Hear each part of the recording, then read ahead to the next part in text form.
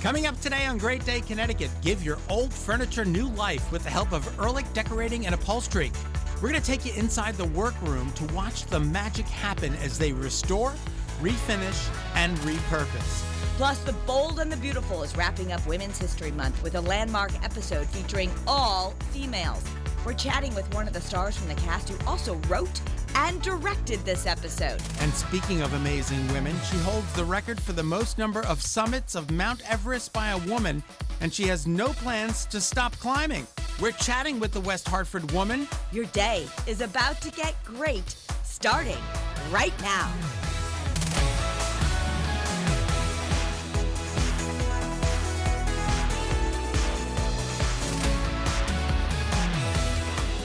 Good afternoon, everyone. Welcome to Great Day, Connecticut on this Wednesday. I'm Kara Sundlin. Scott Haney here. Very excited to talk to Heather Tom. We're talking to her from The Bold and the Beautiful. She's been on soap operas for about 35 years. This is going to be a very exciting interview. And, of course, for Women's Month, incredible. An all-woman cast on Bold and Beautiful. And she's one of the few television elite that has written, directed, and acted. And she's got a big birthday coming up, so... Oh, she does? Oh, yeah. The big 5-0? So, anyway. All right.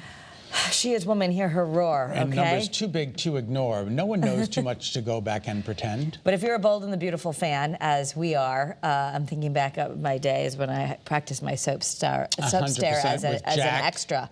Jack Wagner. Jack Wagner. Yes, I got to eat the muffin behind him. I love him. Let's do a soap stare. Just ready? Okay, very good. Okay. All right, it's a big battle on Broadway between Hollywood stars. Now George Clooney is in the first place lead.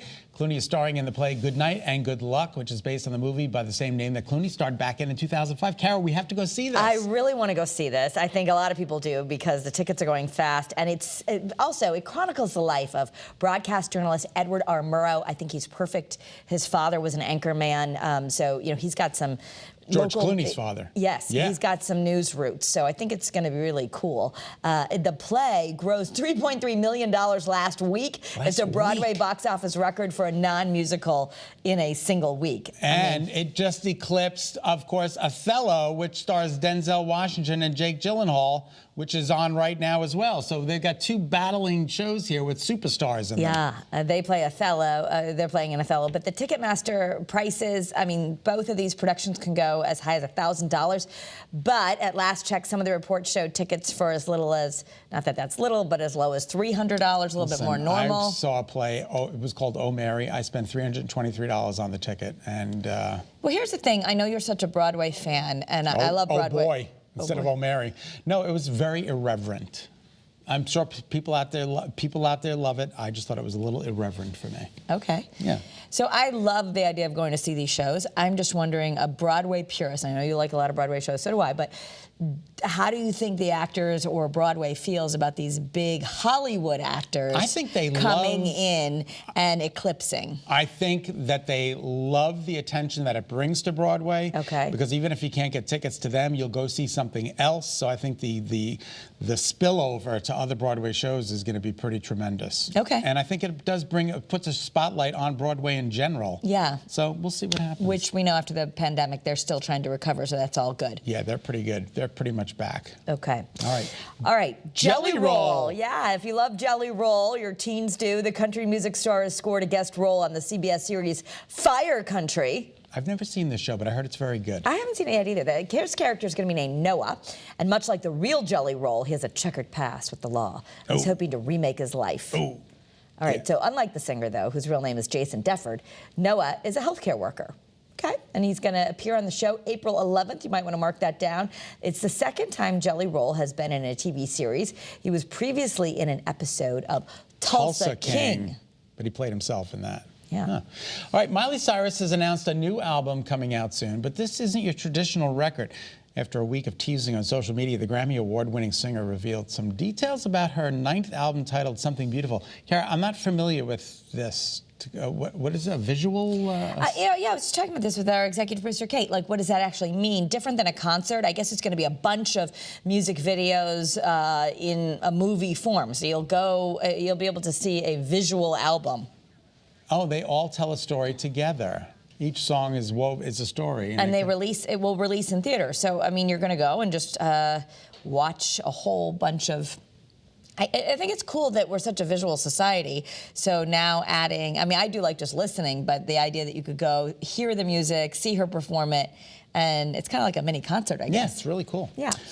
One of Marty, my friend who passed away, unfortunately, my childhood friend, he was a huge, huge, huge Peanuts fan. So I'm so excited about this. Starbucks. Charlie Brown, Snoopy, the whole Peanuts gang, they're coming to Starbucks. Look at this, Kara. I have to have this. Oh, it's so cute. Isn't this adorable? It's so adorable. I'm drinking out of styrofoam cups. I might as well get this. Yeah, it features a new Snoopy persona.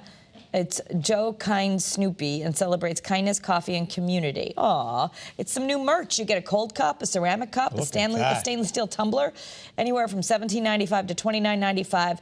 They're going to be available at participating Starbucks coffee shops while supplies last. I haven't been to a KFC in 100 years, but I know the food is delicious. And if you have a hard time picking between the mashed potatoes or French fries or a side, now you don't have to choose, Kara, because they just added the new crunchy mashed potato poppers. This sounds pretty amazing. Look at that. You get the crunch, and then the soft, fluffy mashed potatoes on the inside. I don't know if is that gravy? That's okay. I don't want to dip it in barbecue sauce. Gravy. Oh, gravy's okay. All right. I bet you these kids are gonna dip it in barbecue or something. But that sounds really good. The poppers come in packs of 5. They're available nationwide for a limited time. We do advise you have limited quantities. All right. Mom life certainly moves fast, so we want to make sure all the moms out there get what they need to know without having to slow down. Nicole and the Lepers here today with today's 1 Minute for Mom. Nicole, take it away. All right, thanks. Hey, everyone. Colleges are prepping for record enrollment this fall. 3.9 million seniors are expected to graduate this spring, which is the largest group ever. Meantime, business schools are back. According to Bloomberg, applications are up at the U.S. schools, but international student enrollment may have peaked. And researchers say that they're making some progress in a universal vaccine that protects against multiple strains of COVID. Right now, the COVID vaccine needs to be updated often because the virus keeps mutating. But data presented by the American Chemical Society found some new techniques which could potentially make a vaccine that helps the body create antibodies for different strains of COVID, as well as the flu and the common cold. Also, remember Napster? Well, the subscription music service launched in 1999 is now back in the headlines after the AP reports it was sold to Infinite Reality for $207 million, by the way. The tech startup says it hopes to turn the streaming service into a social music platform in which artists can interact with fans. And a new report reveals that chewing gum may be loaded with microplastics. Ugh. Researchers found about 94% of microplastics were released within the first 8 minutes of chewing. And that could contribute to a growth in antibiotic-resistant superbugs. Chew on that, guys. Oh. Yuck. I can't really chew gum because all I hear is my father yelling at me. And Are you a cow?